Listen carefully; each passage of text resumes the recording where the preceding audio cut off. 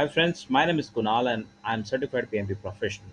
Welcome to my channel PMP Course Made Easy for You. Today I'm going to present to you simple 5 steps to understand the stakeholder journey or master the stakeholder topic from the PMP exam point of view. Here are the 5 steps. First one is stakeholder identification, stakeholder analysis, stakeholder register, stakeholder engagement metrics or stakeholder engagement plan, and the last one is monitoring. So the first step is the stakeholder identification. Stakeholder identification, my friends, is performed during the initiation stage of the project. Now here are the two free tools for the stakeholder identification. The first one is a brainstorming where you can have the free atmosphere, free thinking to have the creative ideas, solve problems, and gather insights from a group of individuals so that you can better identify the stakeholders. Then you have the expert judgment. You ask to the experts who already worked into this particular domain of the project in the past, and you can identify stakeholders accordingly. The third tool is the focus group, where you can gather insights, opinion, perception for a small group or individuals, maybe 6 or 12. Then you have the facilitated workshop, where you collaborate and shared understanding for reaching a consensus so that you can identify stakeholders better. Then with surveys, interviews, OPS, EEF, and also you can have the project charter as a tool to identify the stakeholders. So once the stakeholder identification is performed, you do the stakeholder analysis, right? A thorough analysis is conducted to understand their characteristics, interests, expectation, influence, and potential impact on the project. Now, my friends, you have so many stakeholders, right? So it's very difficult. So first of all, the first step is to categorize them as upward, downward, internal, and external. Upward stakeholders are the ones to whom you are going to report, like executive, chairman, board of directors, and so on. The internal stakeholders are project manager, yourself, project sponsor, and other team members. Then downward stakeholders are the stakeholders who are going to report to you. External stakeholders may be vendor, external consultants, suppliers, and so on. Now let's jump onto the tools which can help you to classify and prioritize stakeholders. The first one is the power interest, power influence diagram. The second one is salience model and stakeholder cube. Now, stakeholder cube is nothing but extension of the power interest or power influence diagram, where it has a third dimension. As you can see, the power influence diagram, on x-axis there is the power, y-axis there is influence or interest. So in the first quadrant, these are the stakeholders to whom you have to manage closely.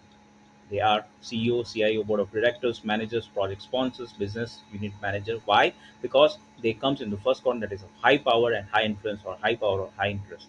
Then on the second quadrant comes the stakeholders who have to whom you have to keep satisfied.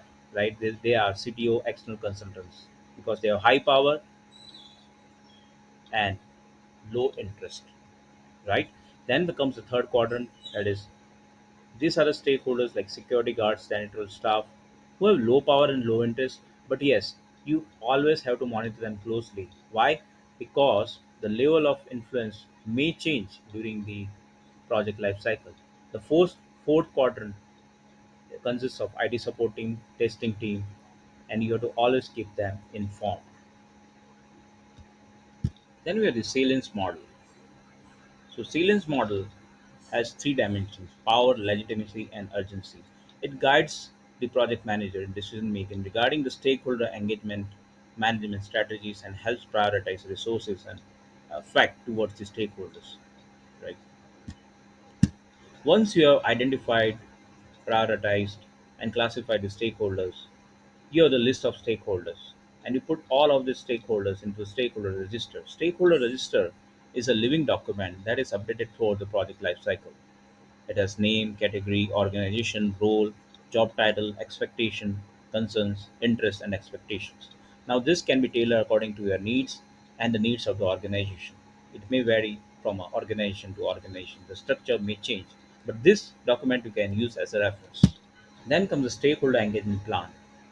Stakeholder engagement plan or stakeholder engagement matrix is nothing but it has the strategies on how to change the current engagement level of a stakeholder to your desired level engagement of the stakeholder.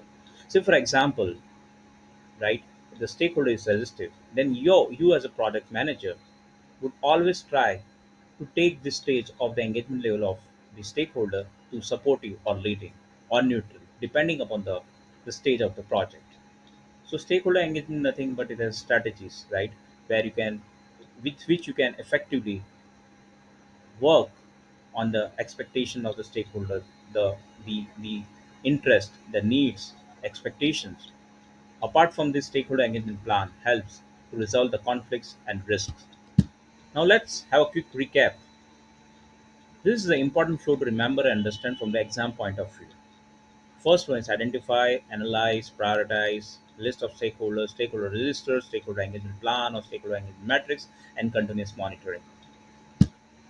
Stakeholder identification, mapping, and engagement is a continuous process through the project lifecycle because whenever a new stakeholder is identified, you have to again follow the same process starting from identification, analyzing of stakeholder prioritization, classification, and then you have to create the stakeholder, update the stakeholder register, and if there is any change in strategy, you have to update the stakeholder engagement plan.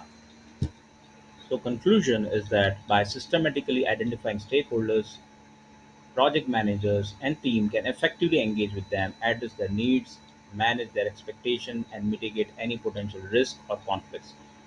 This stakeholder centric approach contributes to successful project outcomes and stakeholder satisfaction.